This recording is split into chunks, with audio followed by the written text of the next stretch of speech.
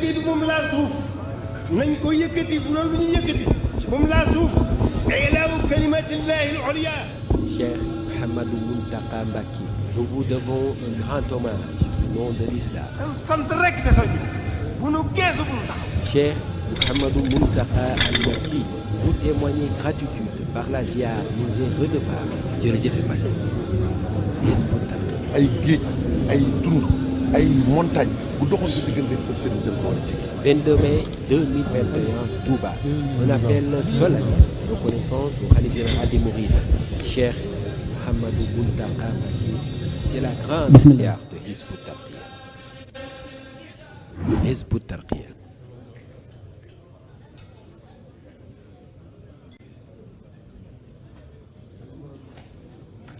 bismillah barke borom Tuubaa. asalaamaaleykum wa rahmatullahi taala wa barakaatuhu. ñu ngi nuyu ñi fi tedd ñi fi daje ñëpp di leen ziare di nuyu mbokk jullit yi rawatina mbokk taalibe yi di leen ziare di leen ndokkeel ci bis bi nga xam ne lislaam jëpp a ko bokk. di leen ndokkeel itam ci weeru tedd wi nga xam ni ci lañ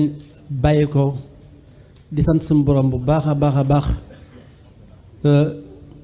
ci dundal gi nga xam ni ànd nañ ko suñu yaakaar yi teeg ëllëg Cheikh Mouhamadou Mountakha Mbacké yàlla na fi yàgg lool te ànd ak wér moo taxawal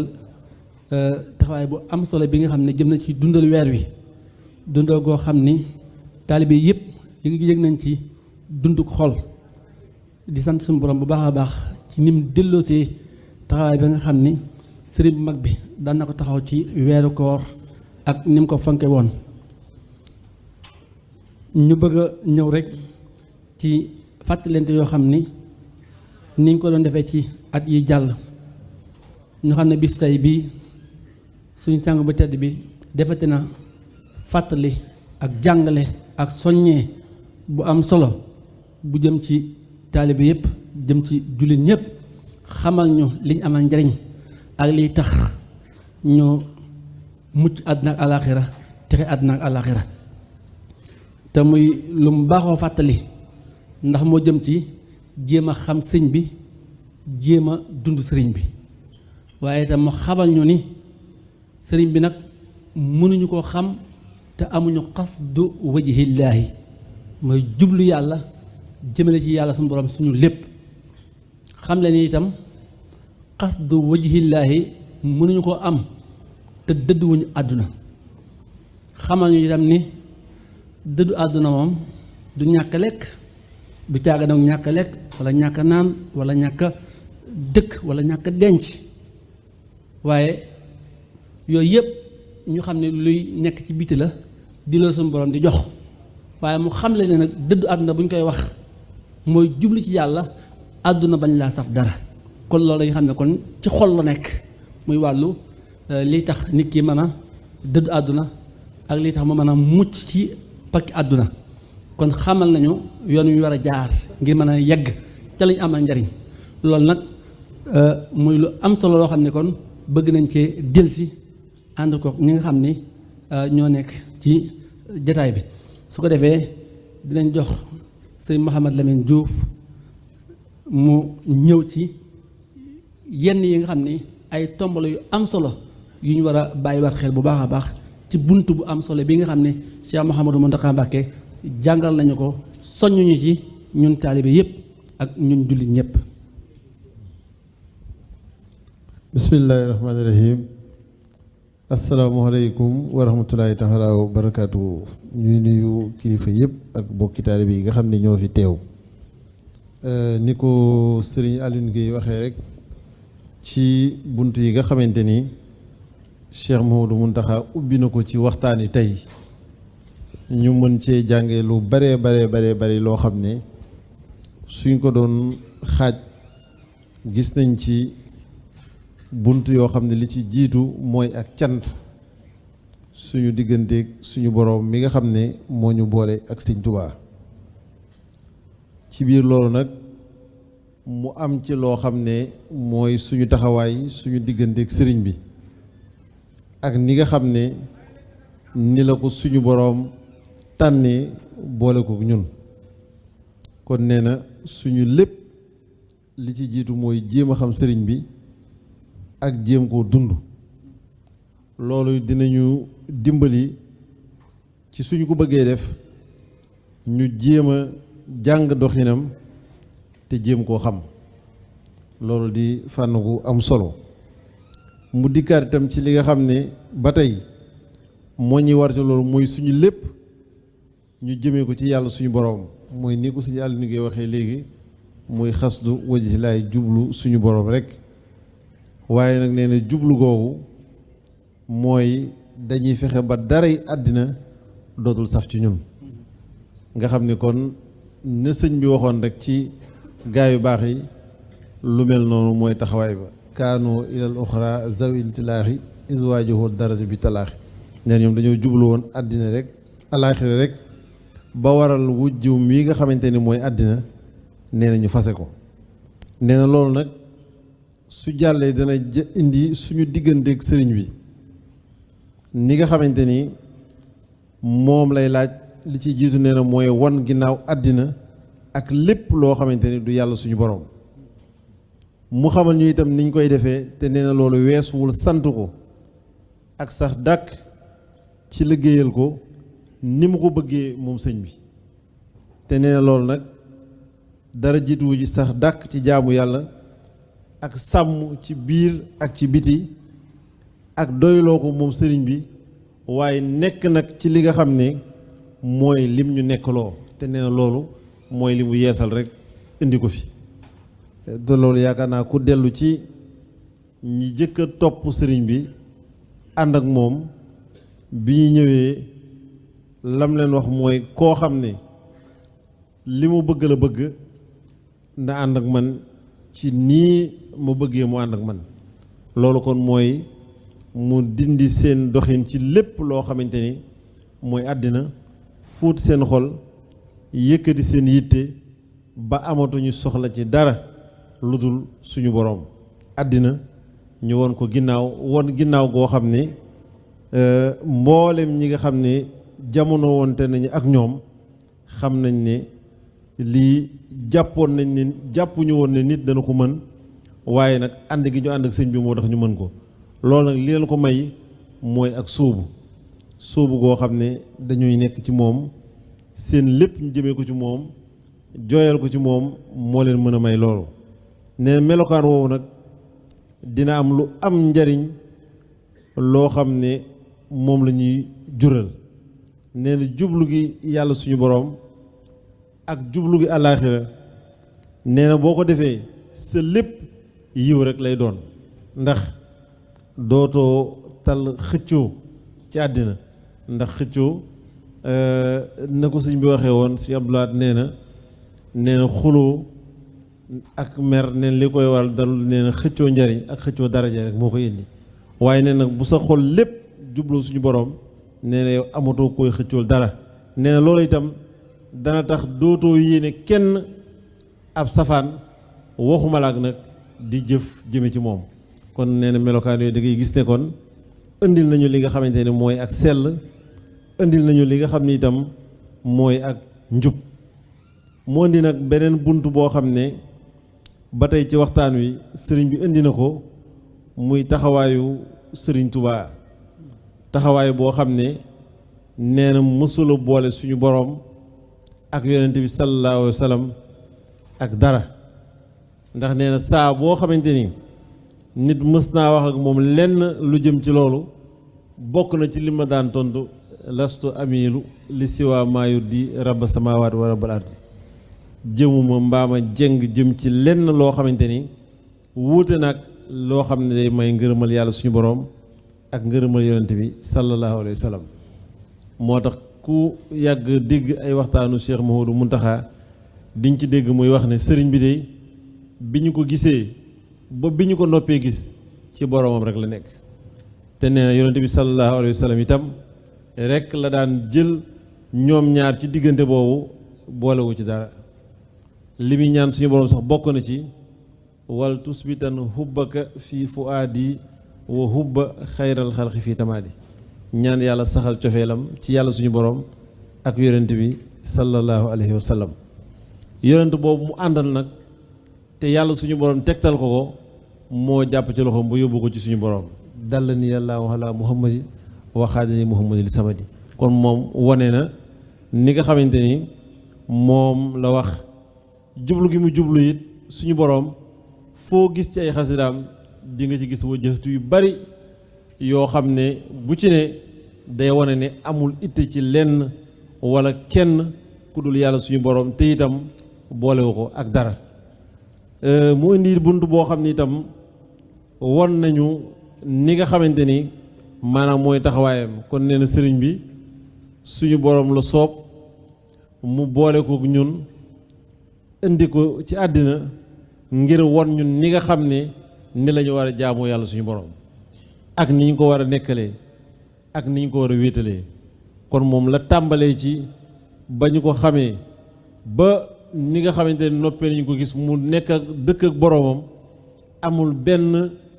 taxawaay walla situation walla jamono yoo xamante ne nekk na ci ba ñu gis ko mu wax walla mu jëf walla mu dexee lu weesu wéetal yàlla suñu boroom bañ koo booleeg dara bëgg lu baax ak fépp foo xam ne diine taxaw na fa mu wone taxawaay yi ñu war a taxaw wone na ko ci njëlbeenam ci ay at yoo xam ne yu néew la ci saayir nekk ak ñoo xam ne jàppoon nañ ne xam-xam ci ñoom la yam ba mbir taxawee ñu war a àtt dëgg bi ko ñëpp maslaa ci digg ba la jaar boo xamante ni itam gis nañu bi ko yonent bi sallallahu alayhi wasallam di liggéeyloo liggéey bii ba mu waxee fi mu toll ñu bari seen dënn dafa rëcc ñu jàpp ne musuñoo gis koo xam ne àddina waaxoon na ba ci buntu këram ne ko jàpp ma mu won ko ginnaaw ne ko man ci yàlla laa jublu xaaloo li yar kan taxaw ak la ca am lépp waaye nag fa mu tàmbalee ba fa mu yem gis nañu la ko ci suñu borom fayee sëñ bi nag indi ci loo xam ne mën naa cee daaneel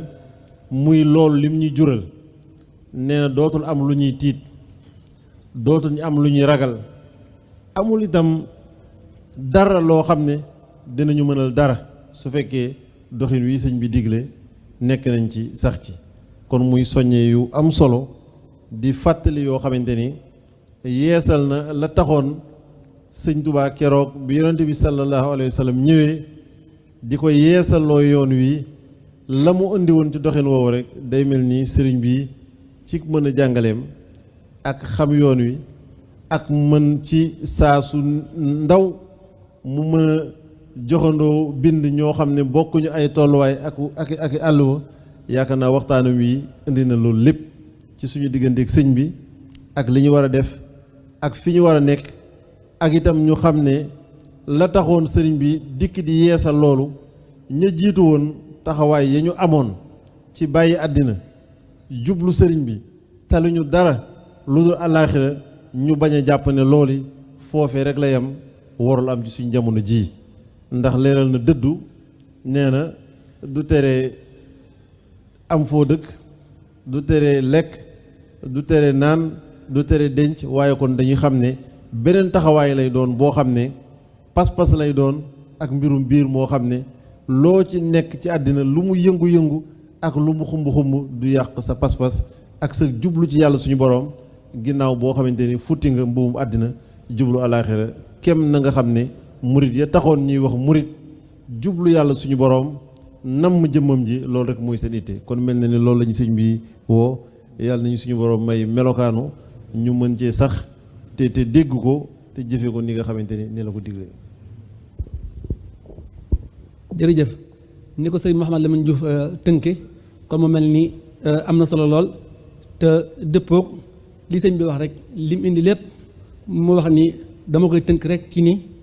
nu sax dàkk ci wéetal yàlla sax dàkk ci doyloo sëriñ bi diggam ak boroomam te nekk ci lim ñu nekk loo kon loolu lépp dafa daje ci biir loolu suñ defee loolu mu wax ni waruñoo tiit dara bu nu jaaxle ci dara bu nu ragal dara te dara du man ci noonu dara kon loolu moom lu garanti la loo xam ne li ñu koy may mooy ñu nekk ci li ñu nekk loo ci biir loolu itam wax dëgg lu lay musal ci jaaxle àllaaxira ëllëg war ngaa xam ne kon yóbbaale na jaaxle ak àdduna te li sëñ bi wax rek ci fa man yu dim qasda wajhillaahi xidmatuhu fa innahu laa yulaaqi naara wal alama képp koo xam ne dangaa jubli ci yàlla te sax ci di ko liggéeyal di liggéeyal yàlla bi sallallahu alayhi wa sallam garanti na la ndax nee na doo dajeek sawar a mukk lenn luy tiis doo dajeek moom kon loolu ñu ci sant suñu borom kon dañu war a jël suñu lépp rek defee ni ko sëñ bi waxe ndax sëñ bi mag bi moo fi ñëw suñu borom tànnal ko indi ko ci biir jaam ñi ngir muy wan jaam ñi ni ñu war a jaamoo suñu borom te li jaam bi am lépp tënk na ko ci bayt yi nga xam ne daa wax ni qasadtu wajhallaahi fi qaa'idi wal qawli wal amali ni'ma qaa'idi jaam bi lim am mooy loolu mooy pas-pasam la am ak waxam ak i jëfam sëñ bi nee nag lépp nag dama koo jëmale ci yàlla suñu borom laa ci jublu tagg yonente bi nga xam ne moom mooy qaa'idam ci ni'ma qaa'idi kon mu mel ni lii sëñ bi wax rek mooy lépp bu ñu ko defee mucc ci lépp luñ bëgg a mucc suñu borom defal ñu tawfiix ci lépp loo xam ne moo ñuy jëriñ teeg ëllëg kon ñu jox sëñ Mouhamad sëriñ Hassan Diouf mu ñëw ci tomb yi nga xam ne itam moom la ci yaatal. bismillaahi rahmaani rahiim asalaamaaleykum wa rahmatullaahi wa barakaatuhu. ñoo ngi nuyu ñëpp di nuyu kilifa yi fi teew di ñaanal Cheikh Modou Mountakha Mbacké gudd fan ak wér di sant itam bu baax ci saa su nekk bu waxee ak jullit ñi ñu mën ci am loo xam ne dundu àddina ak alaaxira yëpp dana ci yéwén la ca des kon mooy dégg giñ ci war a am ngir góorgóorlu ci tomb yi nga xam ne teg na ko te njëriñu àddina ak njëriñu alaaxira nekk ci biir waxtaan bi nag ma seetlu ci te loolu faral na bari na li muy ñëw ci ay waxtaanam te gis naa ne jëf lu mu bari bu ci yooyu amul njëriñ dana ci jafe baatub góorgóorlu ñëw na ci waxtaan bi baatub góorgóorlu ñëw na ci waxtaan bi lu bëgg a jege ñaar fukki yoon kon nga xam ne nit nekk ci mbir mu jafe nga dellu ginnaaw wala nga teg ko ci sa bakkan ni mu ko bëggee wala ni mu gën a woyofe taxul nit a jëriñu baatub sax ci dàkk ñëw na ci waxtaan bi ay yooni yoon kon jëf ju baax mënul jëriñ boroomam lu dul da caa sax te bañ caa jóg jàpp ak dëgg te dëggal ko bañ caa jóg sunu boroom wax na ne ci la njëriñ nekk kon li mu wax ni lépp fam ñu jëriñe mooy ñu ngoy ci te bañ cee jóg te dara bañu cee jëlee baatub yitte ñëw na ci waxtaan bi ay yooni yoon ñetti baata ngi noonu yoo xam ne murid mënta doon saadix mukk te amuk te ñett yooyu àndu ci ak moom mooy góorgóorlu saa su nekk am di dab borom yitte yu kawe ya ak li nga nekk nga jàpp ko te dëggal ko te mu jaral lu nekk ak sax ci dàkk ci bañ caa jóg ñett yi day seetlu naa ne ñëw na ci waxtaan wi ay yooni yoon te bu ñu delloo ci ay waxtaanam da nga gis ne saa su ne da ciy ñëw kon nag nañ xam ne Serigne Touba li mu indi ci ay njëriñ nekk ci dara mu ñu cee jëriñ lu dul dañ ci ne kattiw la ba Sëñ Abdoulaye Mbacké waxoon mu jaral suñu bakkan te ñu bañ caa jóg ci biir waxtaan bi nag mu am leneen loo xam ne yaakaar naa ne ñëw na ay yooni yoon ci waxtaan bi mooy àddina ji ñu nekk Sëñ Lamine ñëw na ci Sëñ Aliou Guèye ñëw na ci waaye leer na it ci biir waxtaan bi kër la gokk dañ ñu fee wàccee waaye Sëñ Abdoulaye dafa waxoon ne noppal ñu taxul ñu ñëw àddina baneexal ñu taxul ñu ñëw àddina wane ne ab liggéey rek moo ñu indi àddina kër goo xam ne nag dafa am xalaatkat bu ci wax lu am solo dafa wax ne àddina day kër guy jeex nga war fee liggéey loo xam ne moo lay yor ci kër gu dul jeex nañ xool loolu ni mu mel kër guy jeex te li nga fiy liggéey moo lay yor ca fa dul jeex te ci biir jeex googu àddina jeex tëlee ngi fi Sëñ Abdoulaye noonu la waxoon ndax kenn ku ne am nga ab diir mënoo dara te boo fi yàggee di dootoo mën dara diggante ñaari diggante yooyu nag li nga war a liggéey lu lay yor ëllëg ci diggante yooyu nga koy liggéey kon bu ñu la nee summi ko ci mbuuba àddina ndax xataayu àddina moo tax te ci biir liggéey boobu ngay liggéey sonn nga fi woppa nga fi leneen a nga fi ci ay jafe-jafe yoo xam ne ci ngay xuus ba liggéey lu lay yor ëllëg ndax kon àddina noof lay xëj na fi loolu lu jara bàyyi xel la Sëriñ Tuubaa it dafa am nu misaale woon àddina annaasu fi dunya musaafiroona wa muntaha safaruhum yawma alxiyaamati iza wasalu fiha in al abraara la fi nahim wa in al fujaar la fi jahim. sëñ bi dafa waxoon ne àddina tukki la nee na bu ñu fa àggee nee na tukki bi nag dëkk ba mu jëm bés penc la tudd yawmal xiyaam. kon ñun ñëpp ci tukki lañ nekk sëñ Ablaat it ci waxtaanam loolu la waxoon daf noonu àddina tukki la nee na aw yoon la yoon woo xam ne tànku ku nekk ngi ci. nee na bu ñu àggee ci dëkk bañ jëm nag tudd yawmal xiyaam nee na ñaari kuréel la ñuy def ashaabul yamin ak ashaabu shimal. ñi texe mooy ñi nekkoon ci li seen borom bëgg fii jàdd dem ndeyjoor mooy ñi mucc ñi ña nekkoon ca leneen dem ci càmmoñ ba yàlla suñu borom musal loolu sëñ Tuubaa leeral na ko. waaye it moom sëriñ bi bu ñu royee ci moom danañ war a mën a mucc ci àddina di ndax moom dafa waxoon ne kuntu taarika dunya la baxa alaha fa sirtu qaasida uxra la fana alaha. dama gedd àddina bàyyi ko ndax dafa saxul gannaaw day jeex damay xam ne bariwul njëriñ ma jublu alaaxira bu dul jeex. loolu mooy li nga xam ne ba tey moom la ñu sëñ bi joxoñ. alaaxira nag niñ koy jubloo xam nga wax na qasdu wajhillaahi mu wax ne du dara lu dul jublu sunu borom ak jublu alaaxira. jublu sunu borom ak jublu alaaxira nag mën naa ko tënk ci wax joj yonent bi waxoon na ko te ku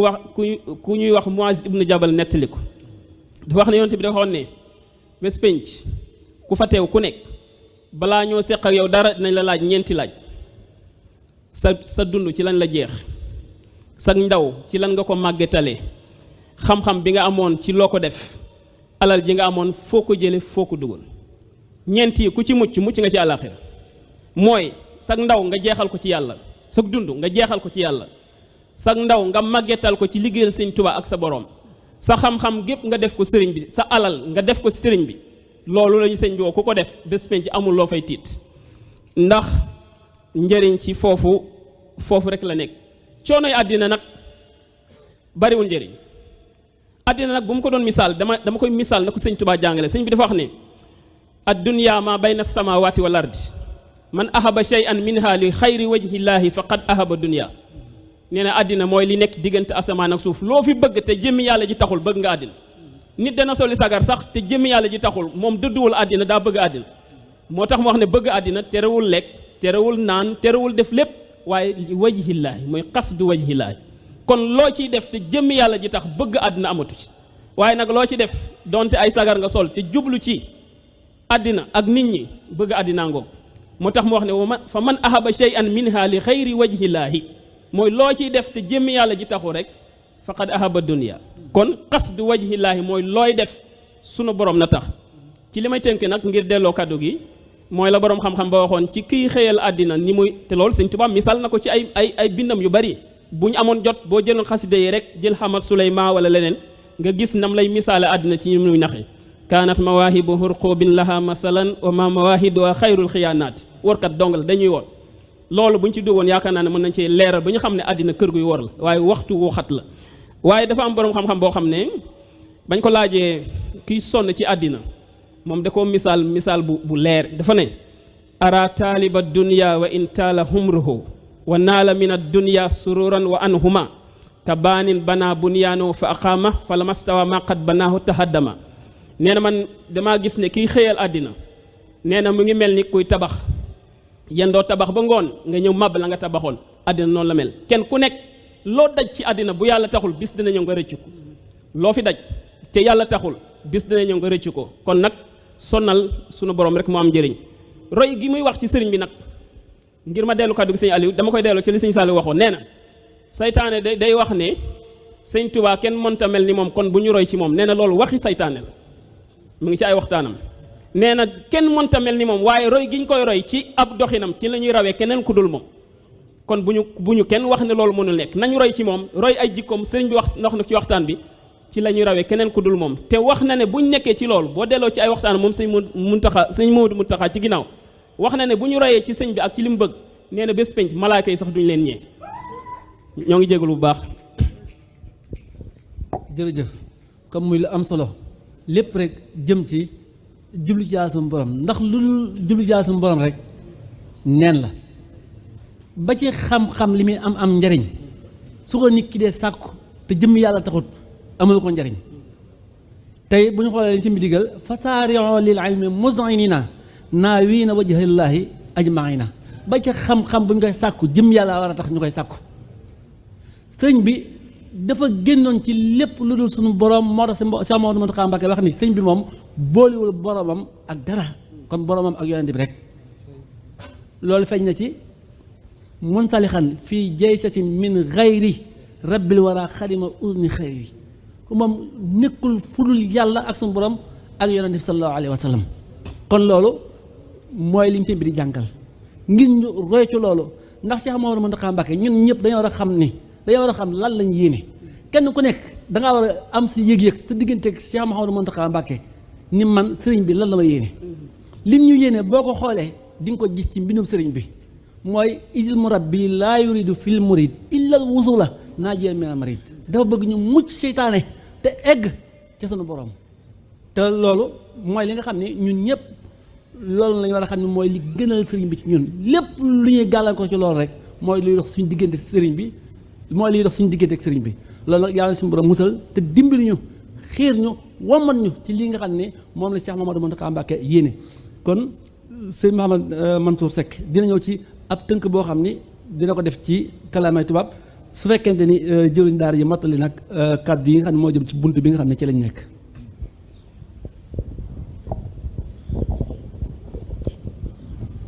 bisimilah barke borom Tuubaa waaw xanaa sant rek te jiital ci sant gi sunu yaakaari tey ak ëllëg Cheikh Mouhamadoul Mountakha nit moom bu amee loo xam ne nguuraam mayu ko njàmbaaram mayu ko ndimbalal yàlla rek la kooku moom ak cant rek ci la war a jiital ab liggéeyam ci la ko war a jeexale sunu jataay bi sax lisaanul xaal dafa àtte ndax sëriñ bi waxtaanu tayam bi indi ngeen ko waaye man bi ma ñëwee fekk ñuy jàng xattaaba xalbiya lamma laahu sallama nii minal ida wa bi xatti zan bi akramani loolu mooy li ñu sëriñ bi bëggal sëriñ bi daf ñu koo fàggul li ñu sëñ Mouhamadou Mountakha bëggal sëñ Tuubaa daf ñu koo fàggul waaye jamono demee noo xamante ne nit ñi umpale sëriñ bi moo tax ñuy wuti ji leneen yaakaar ne ci la njëriñ ne te njëriñ newu ci njëriñ mi ngi ci sóobu liggéeyal sëriñ Tuubaa koo gis muy dox ci kaw suuf jëriñu la bëgg koo gis muy dox ci kaw suuf mucc la bëgg waaye yoon yi ñu koy jaar saa su ne dañ ci am mbetteel xel mu rafet taxut a mucc wut àdduna di ko fàggu yéeg la boo xamante ne ci suuf lay dalewaat bari na ñu sonn ñoo xam ne wuti xam-xam lañ doon def sànku am na ñoo xam ne uti alal lañ doon def sànku lenn rek la ñu gis mu amul safaan mooy wutali sëñ Tuubaa te waaj ba jekk def ko mu doon xasdu li wajhillaahi loolu mooy njëriñ yoo xam ne dafa ànd ak bila afatin wala kadarin wala stidrajin wala shay'in yasuu fil xaali wal maali sëñ Tuubaa rek moo lay jox loo xam ne amul safaan waaye beneen njëriñ boo wuti ji ànd na ak safaanam mooy njëriñ loo xam ne donte la nga gën a bëgg la mën naa ànd ak la nga gën a bañ te da nga leen di boole yor baa nga boole leen wàcc kon nañ jublu wutali sëñ Tuubaa nun dong yëpp nag la sëñ Mountakha waxal damaa dégg ci biir xattaaba gi ngeen jàng sëñ Tuubaa wax ci ne axrij minal qalbi minnil yawma jumlatama lam yakku indaka mahmudan li turshidani yàlla suñu borom lay waxal ne ko dindil ci sama xol lépp loo xamante ne gërëmoo ko li turshidani ngir nga jubal ma njubug suñu borom dégg ngeen sëñ wax ko njubug suñu borom moo ko mën a fàggul ab jaam waaye bu la koy dimbalee dalay boole ko mel ni sëñ Tuubaa ak njub kenn mënu koo am taamoo kilifa gu mat kilifa ku mel ni sëñ Tuubaa nag ba àdduna sosoo ba tey lislaam mësta am ku mel ni sëñ Tuubaa sunu sëriñ bi képp moo mës a yëkkati xalimaam bind wax ne baha rasulullahi kullul anbiya alayhimoo abqa salaamay rabbiya bi xidami hashra sinina bi xidam xaalisatin lisul wujudi wal xidam bis pénc li ma liggéeyal yonente bi sallallahu alayhi wasallam dina taxaw lanbiyaawu yeeg mursaloona yi ñu baax ñëpp taxaw mu ne ani ku mës a def ci lislaam lu toll ni li Xaadimu Rasuul def kooku suñ ko amee dañ ko war a liggéeyal waaye ni ñu koy liggéeyalee moo am solo sëñ Tuubaa soxlaa lu ñu dara sëñ Tuubaa xaalis sax kenn mësu koo jox ba mu téye ko ñaari loxoom tegal foofu rek la lay wax kaamil rek la ñu mës a gis mu nangu ko ci ay loxoom kon tey yii buñ ñuy sóob ci liggéeyal sëriñ bi mooy ñun dañoo yor alal joo xam ne suñ ko yoree mu sànku wala mu yàqu si suñu loxo sëriñ bi ne kaay ma defal leen ko foo xam ne di ngeen ciy mucc tey ak ëllëg looloo tax addiya am mu ne seen ñaq yii bu leen ko def ci àdduna ñëw leen liggéeyal ma nga ñëw liggéeyal ko mu ne yàlla suñu borom fàggul nag ki may ñaqal di ma liggéeyal lépp lu mu bëgg waroon ko wuti ji loolu suñu borom moo koy dàq mu fekk si ko kon liggéeyal sëñ bi neex na noppale na bari na njëriñ waaye nag ni ñu koy defee rek am solo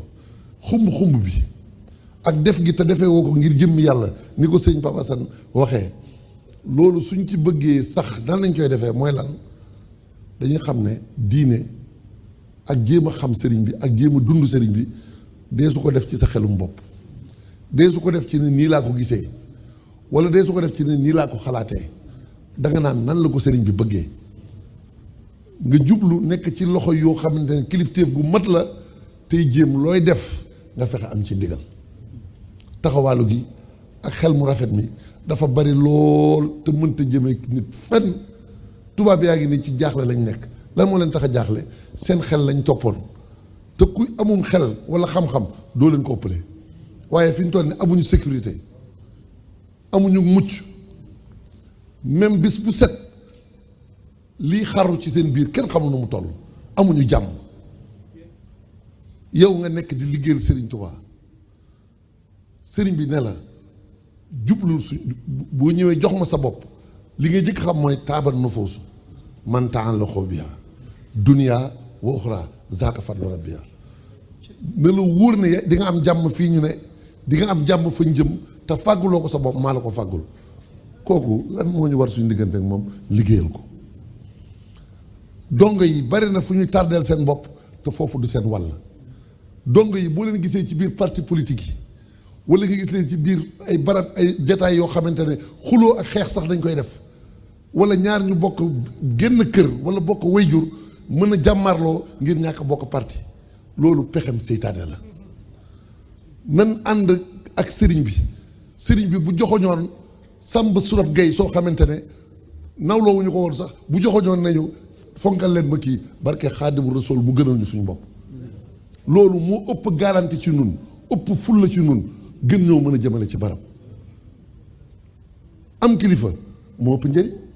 saaba yi dinaa leen ci tëjee lu gàtt saaba yi xare nañ Badar doon ay jàmbaar yoo xam ne alxuraan tagg na leen waaye ba ñu xaree Badar ba noppi ndax mën nañoo dugg Màkka dugguñu Màkka de te tagg nañ leen ulaayika azamu darajatan mais dugguñu Màkka ay xare amaat na fi waaye keroog bañ jébbaloo ci yonent bi laqad radiyallahu anil muminina is yu bàyyiwoonaka taxta sajarati jébbalu nag dooni dongo muy ca Udaybiya at ma ca topp ci la Xaybar daanu at ma ca topp ci lañ dugg Màkka te tuuruñu deret bañ amee sëriñ xam ne yonent bii nekkate ñoo ngi àndoon ak moom di xare waaye nekkate sëriñ la boo xamante ne yaral xafaaya bi aynil qalbi zahiratan kama yushahidu ma taxtal akinnaati kooku doo ko digal da ngay jëfe ndigalam keroog bañ ko xamee leneen suñu borom gërëm keroog bañ ko xamee ci lañ am dugg Màkka am fukki junni nit yu dugg Màkka te tuuruñu deret loolu ak murit a koy maye réew mi suñ jógoon ne dañuy def révolution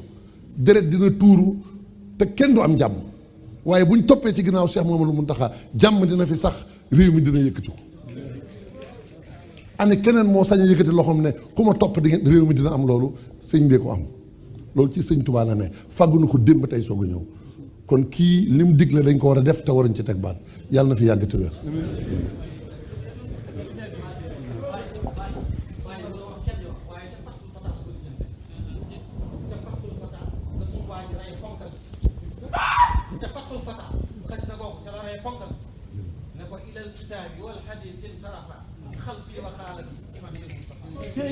damaa jël alxuraanu karim ak hadiis yéen di ci liggéey di ci tagg yéen ci ba am li ma bëgg fa kal kër booy ni nga bëgg a wax wala kaana daxifa xaj ba ko may garab mooy juróom-ñaar yëpp àndal wéeru ci ñoom di nelaw ci seen di wéeru ci seen kaw lu ne ma koy def seen kaw bëgg na dem ñoom gars yi di nelaw mu ne wakka mu mel na koy nelaw ci ñoom ndax xel bu xel ci ñoom waaye ku tudd ci ñoom fokkal bu baax ci seen ay def ñu na salaatu wa salaatu moom tagu wa ñu na sant ko ka do rajo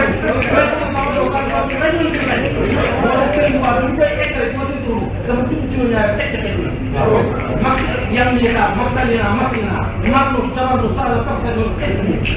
kon foo ak foo ak suñu waay rey moo tax mu ne ko alhamdulilah tafatul fata daa yam leen ay def juróom-ñaar alhamdulilah axraja mu yàgg ci sa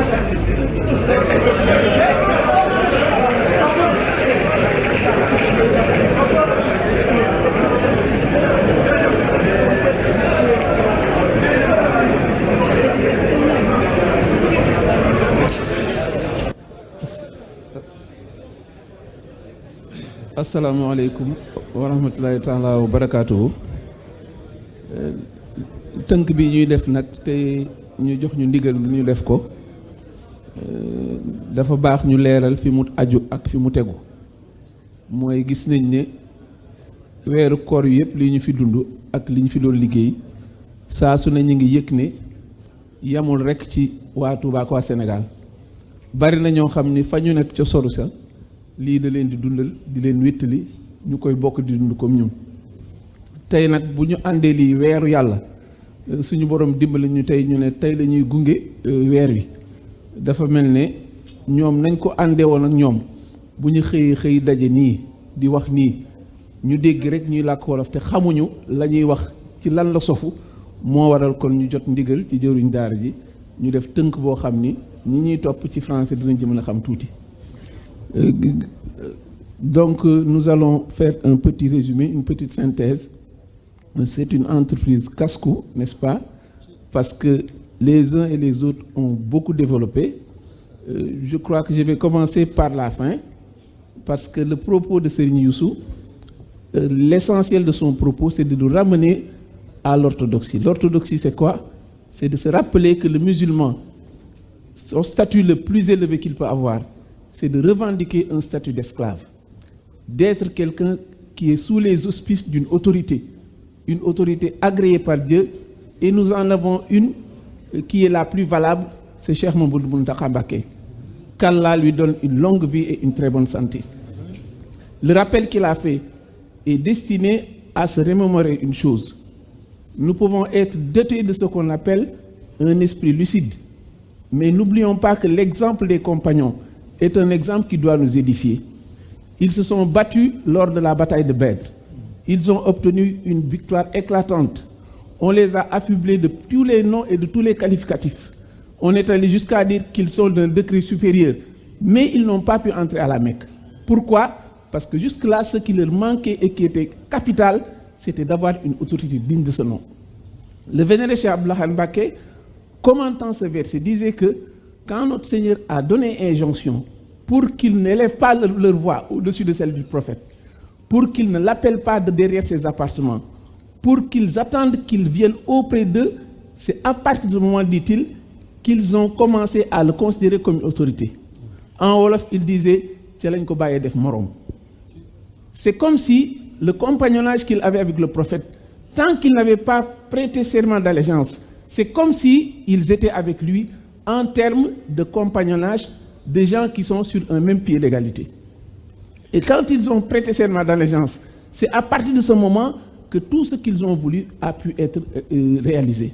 C'est là qu'ils ont pu aller à la Mecque, c'est là qu'ils ont pu en tout cas réaliser tout ce qu'ils voulaient. Pour revenir maintenant à l'objet de cette rencontre, nous sommes là pour un peu exploiter l'adresse que le vénéré Cheikh Mouhamadou Mountakha a fait ce matin. On sait que c'est une tradition dans l'Aïd el-Fitr, le jour de l'Aïd el-Fitr, que le khalife profite de cette circonstance pour donner un enseignement très fort sur les fondamentaux de l'islam. Il a rappelé plusieurs choses. D'abord, la reconnaissance qui nous incombe vis-à-vis d'Allah le Très-Haut. Cette reconnaissance, a-t-il dit, il faut le mettre sur le fait que la chose la plus élevée que nous avons acquise, c'est d'être, n'est-ce pas, sous les auspices de Cheikh Khadim. Mais c'est une chose imméritée qui n'a pas de prix, et au nom de cette reconnaissance, nous devons rendre grâce à Dieu. Première chose. Il a évoqué également un propos qui est revenu plusieurs fois dans le sermon. Il parlait de Qasd Wadjillahi, c'est-à-dire mettre le cap, se diriger résolument vers Dieu et de ne pas choisir d'autres voies. Il est revenu sur le fait que le musulman est quelqu'un qui doit avoir en haute aversion le bas monde. Parce que le bas monde, il est fuyant, ce bas monde, on court derrière, mais celui qui ne s'arrête pas à temps risque d'être dans la perte. C'est pourquoi, dans ses propos également, il est revenu le fait de l'aversion que le musulman doit avoir pour ce qui est de ce bas monde. Et comment le faire? Comment y réussir? Le viatique du musulman doit être l'adoration de Dieu, se conformer à la coutume sacrée du prophète. Ce sont deux paliers qu'il doit respecter, et tant qu'il est dans cette voie, il n'a pas de chance de se fourvoyer. Ça, c'est également un aspect qu'on peut retenir dans son propos. Il y a aussi un autre aspect, c'est la trajectoire du cheikh.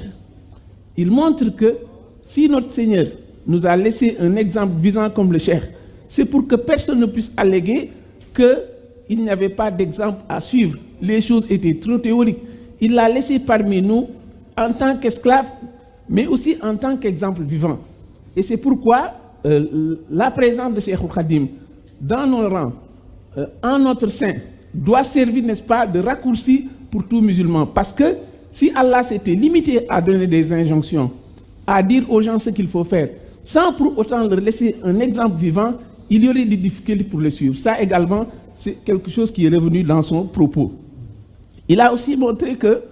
la préoccupation, le cheikh, ce qui fait de lui un être exceptionnel, hors norme, hors compétition, c'est le fait que tant qu'on l'a vu, depuis qu'on l'a vu, sa trajectoire n'a jamais dérogé. Il s'est toujours, quelqu'un qui s'est toujours défini entre le statut d'esclave et le statut de serviteur privilégié du prophète. Et c'est cette voie-là qu'on doit suivre. Et Seigneur Youssou, Pape Hassan a rappelé un exemple qui est un propos du vénéré Cheikh Salim Mbacké, qui disait que quand on nous demande de suivre l'exemple du cheikh, il ne faut pas avoir cette attitude, n'est-ce pas, dictée par Satan, qui vous décourage dès le départ, qui vous montre que c'est une entreprise impossible, qui vous montre que c'est perdu d'avance. Parce que celui qui fait l'effort de suivre le cheikh, il aura plus de mérite que celui qui n'a pas fait cet effort-là. C'est pour montrer donc que c'est également un aspect qui est revenu dans le propos. Il montre également que l'attitude la mieux partagée chez les musulmans, qui doit être de mise, c'est de se cramponner à Dieu. Se cramponner à Dieu, que les choses soient favorables, qu'elles soient défavorables, que les choses soient difficiles. Mais l'attitude la mieux partagée pour tous les musulmans, c'est d'être quelqu'un qui est toujours derrière Allah le Très-Haut. Papa Hassan est revenu également sur un autre propos. Sur le plan lexical, il y a un propos qui est attaché au propos de Cheikh Muntaka. C'est le fait de s'évertuer à faire des efforts, la constance. Et c'est un propos qui revient toujours parce que ce qui est de mise, le musulman qui veut arriver à bon port, il doit être dans la ténacité, il doit être dans la constance, il doit être dans une fidélité sans faille. Et c'est également un propos qui est revenu dans ce qu'il a dit. Et il montre également que la haute aversion qu'on doit avoir pour ce bas monde, parce que ce bas monde, il n'a que des faux fuyants. C'est un mirage, et celui qui court derrière, il ne le rattrapera jamais. Et c'est pourquoi l'enseignement du cheikh a toujours été de faire en sorte, n'est-ce pas, d'avoir cette aversion pour le bas monde.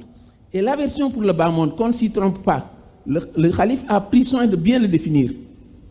Avoir en haute aversion le bas monde, ce n'est pas se priver de manger, ce n'est pas se priver de boire, ce n'est pas se priver d'amasser de la fortune, ce n'est pas non plus le fait de croire qu'on doit être détourné de nos responsabilités ici-bas.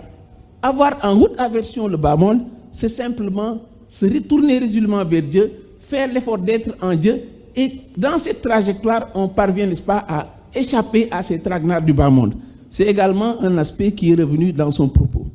Il y a aussi que ce qui peut faire en sorte que le musulman ne se perde pas, qu'il sache que le soubassement de toute action qu'il pose, ça doit être Allah et Allah seul. Parce que tant qu'il fait des choses, tout ce qu'il peut faire et dont le soubassement n'est pas Allah, qu'il sache qu'il a fait faillite. L'islam définit la faillite, ce n'est pas ce commerçant qui a perdu ses fonds. La faillite, c'est œuvrer ici-bas, œuvrer pendant longtemps, et le faire au nom d'autre chose qu'Allah le Très-Haut. Celui qui le fait aura fait faillite. C'est également un aspect qui est revenu dans son propos. Il y a enfin le statut du Cheikh Khadim. Il s'est défini dans beaucoup de ses propos d'être un esclave soumis, d'être un serviteur soumis, d'être Zanaf in Biladarin, quelqu'un qui est porteur de mérite,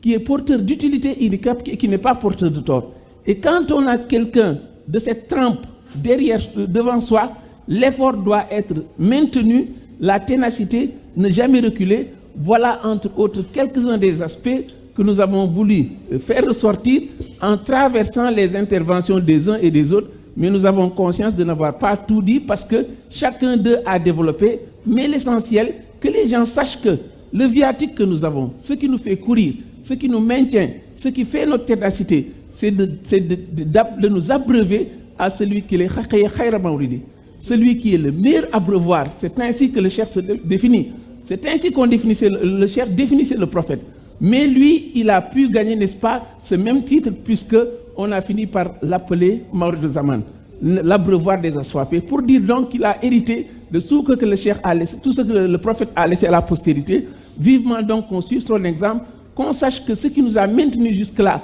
c'est de boire à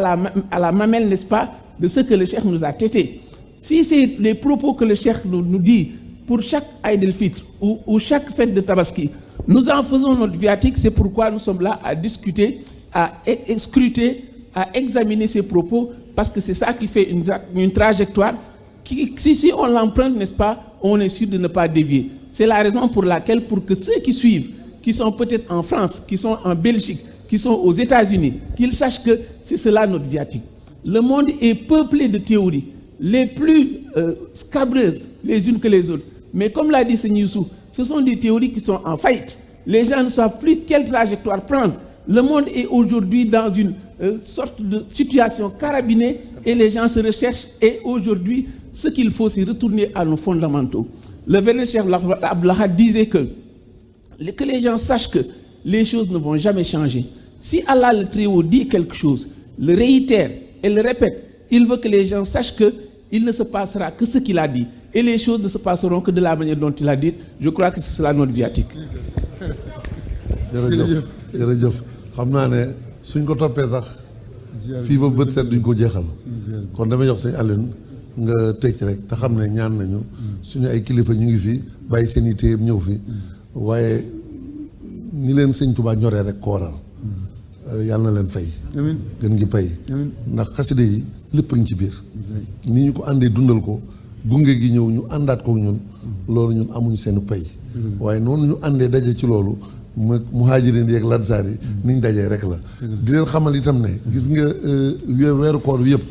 waa Hizbut Tarqiyyah man de maa ngi leen di beralaat geneen cant ndax maa leen waxoon ne leen biir saal bi nañ ko yaatal bàyyee ko ci suñuy kilifa yi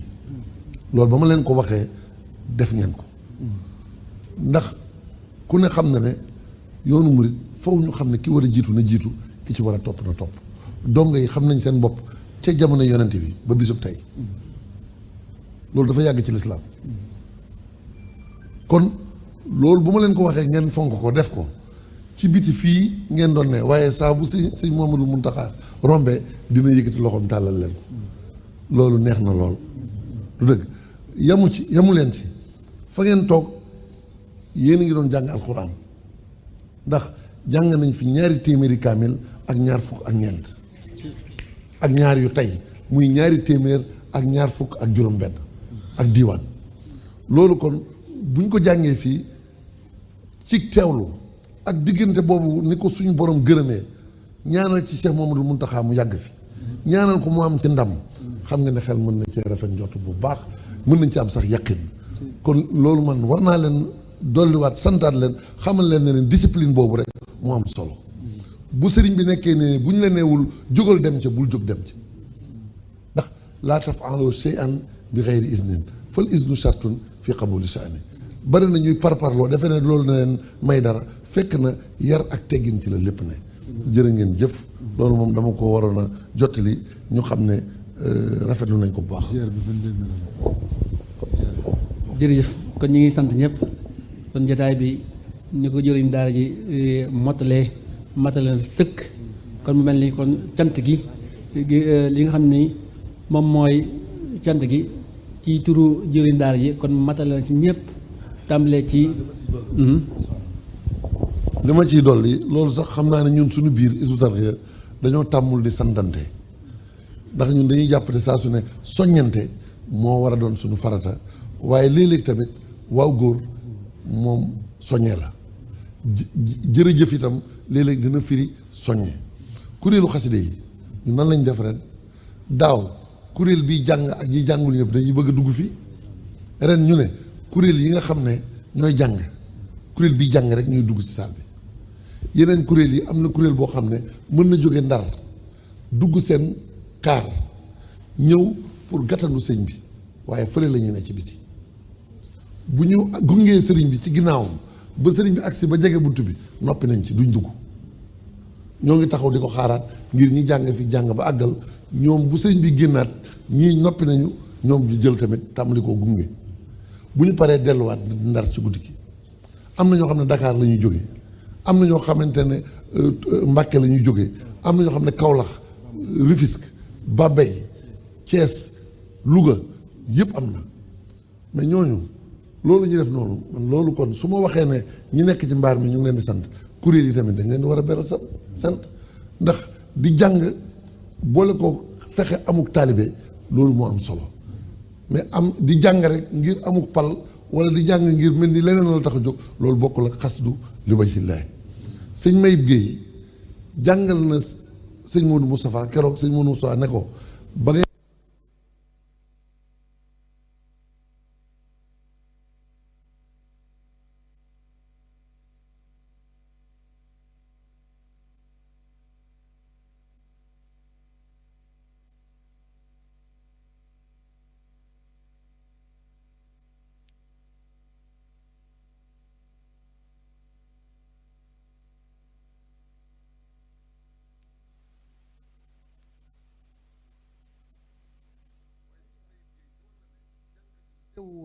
teewut bu doon liggéey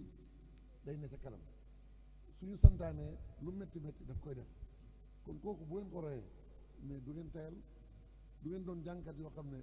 ndawalu wata bor bu taxawee ngeen defe ne yéen ci mën ak jàng nag bu ñu wootee liggéey du ngeen ko mën déedéet jàngkat Hizbut Tarqiyyah lépp lay mën day liggéey te it am na ñu bare ñoo xam ne xamuñu ne fii kuréel bi ngay jël nii mais ay chef d'entreprise ñu ngi ci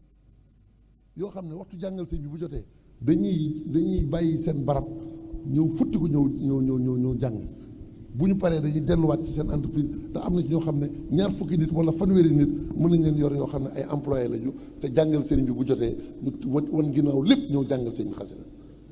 ñooñu kon du ñu jàngkat yoo xam ne dañuy bëgg a jàng pour nga bokkal leen dara soxlawuñu loolu ñooñu dañuy jàngal li wajhillah loolu lépp kon su ma ko bëggoon saraa day sori waaye maa ngi sant ñëpp jërë ngeen jëf waaw kon li may ñaan rek ñu tëjee ci sunu jàmbaar jooju nga xam ne moo jiite woon liggéey bi atum daaw ñu ànd ko moom ren yàlla dogal ab liggéeyam mat mu wuy ji suñu borom muy Sëñ ñu fasal ko xam naa ne man de saa bu ma koy ñaanal li may wax mooy barkeb liggéey Sëñ Tuubaa yàlla nay dotti ko ci kawam saa su ne ndax mbooleem ñaan yi ak mbooleem njëriñ yi ak mbooleem yiw yi bi ma ci gën a wóolu mooy liggéey Sëñ Tuubaa kon te loolu moom moo doonoon profession ba am njàngam matee mu jeex université mu yor ay diplôme ba bi muy am juróom-ñaar fukki at wuy ji suñu borom mësta xëyal ku yàlla bind Sëñ Tuubaa rek la mës a xëyal mësta gontal ku yàlla bind Sëñ Tuubaa rek la mës a gontal kenn du ne ba mu ma liggéeyalee benn bis ma fay ko nangam bañ na ko ba mu jeexalee am njàngam ñu yëkkati xaalis fay ko muy li ñu tuddee pécune mu jeexal école normale wala jàngale ji dafa ñëw ci seen blaat ne ko lii ñu ma fay daal dama koy delloo ji ndax leneen na nekk sama xel wax sëñ bi la nekk ci xelam sëñ bi ne ko Sëñ Tuubaa ko def ci yow keroog la jël xaalis bi dem delloo ko professeur Iba Der Thiam mu ngi ca dëgg nettali na ko assemblée nationale loolu la Sëñ Atou def delloo leen 640 000 à l'époque 1981 boobu tey jii bu doon tey ay millions la ba mu ko defee di jël car rapide ñaar fukki dërëm wala ñeent fukki dërëm boobu temps day jafe ci moom mu koy lijjanti di ñëw di jël car rapide di ñëw di liggéeyal sëñ Touba ca Sicap Rue 10 ñu koy wax Sicap sëñ Cheikh mu ne ci loolu ba liggéey bi ak si màgg ba toll foo xam ne jigéen boo ko jëloon jiital ko ci Hizbut Tarqiyyah mën naa dem lu jafe amatu fi xam nañ yoon wi fii koo fi jël mën naa doon jëwriñ kon ñun yar bi mat na doxin wi leer na lu jafeeti nañ góorgóorlu. jërëjëf ñu ngi sant jëwriñ daara ji sëñ Youssou Diop ci kaddu yu am solo yi nga xam ne moom la tëjee waaye itam di mottali sant rek ci turu sëñ Youssou Diop ci mbooleem ñi nga xam ne kon àndoon nañu ak ñun jataay bi te jiital ci sëriñ bi yàlla fi yàgg te wér jiital ci njabootu sëriñ bi ñi nga xam ni li leen sëriñ bi toqi day mel ni ñi ngi koy feeñal seen digganteeg ni ñuy wuysee ci liggéeyu xaside yi fonk giñ fonk xaside yi ak sopp giñ sopp xaside yi ba tax nunguñ ko ñàkk teewee benn bis loolu yàlla suñu borom ful te fay leen ko te barkeel leen te leen Cheikh Mamadou Mountakha Mbacké yéene suñu borom defal leen ko ñoom ñëpp mboolem taalibe yëpp leen Cheikh Mamadou Mountakha Mbacké yéene ak li leen nammal ñu ñaan suñu borom mu defal ñu ko ñaan suñu borom Cheikh Mamadou Mountakha Mbacké yàgg jiite liggéey bu am solo bi ay ati at suñ kanam at yu yàgg yoo xam ne day doon kéemaan ni nga xam ni noonu la suñu borom defe suñu doom muy kéemaan ci jamono ñuy sant ñëpp di gërëm ñëpp ñuy seetaan seen télévision ak murid yi itam ak fu ñu mën a nekk itam ñu ngi leen ci sant di leen gërëm di ñaan suñu borom doon leen ay tawfeex ci liggéey Sëriñ Tuubaa.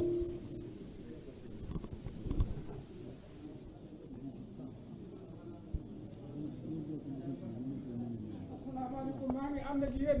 ba may dugg ci bàmmeel maa ngi leen di ñaan bis bu ma fi bàyyi ko wuy ci saa borom na ngeen ma bëgg maa ngi ci yéen tey baal la barke Seexu Xaadim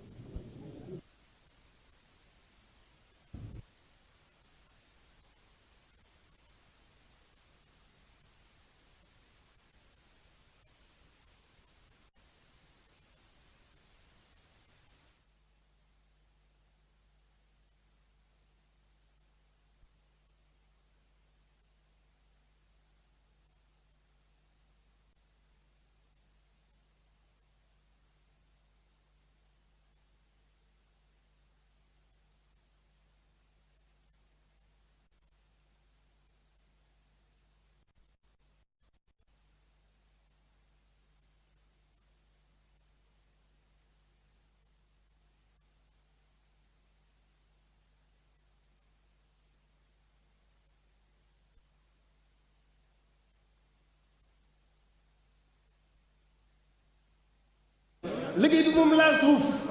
nañ ko yëkkati bu doon lu ñu yëkkati moom laal suuf ilaahu kalimatillahi al-ulya. Cheikh Mouhamadou Mountakha Mbacké sagal nga lislaam jërëjëfe Mbacké. nan sant rek te soññu bu nu geesu bu nu taxaw. Cheikh Mouhamadou Mountakha al Mbacké di la sant ka ziar daa war dàkk jërëjëfe Mbacké. Hizbut Tarqiyyah ay géej ay tund ay montagne bu doxoon sa diggante ak sa sëriñ da nga ko war a jéggi. ñaar fukki fan ak ñaar ci weeru mai 2021 Touba daara Hizbut Tarqiyyah moo fas yéene amal ziar bu mag ci xalif général des mourides Cheikh Mouhamadoul Mountakha Mbacké. Hizbut Tarqiyyah.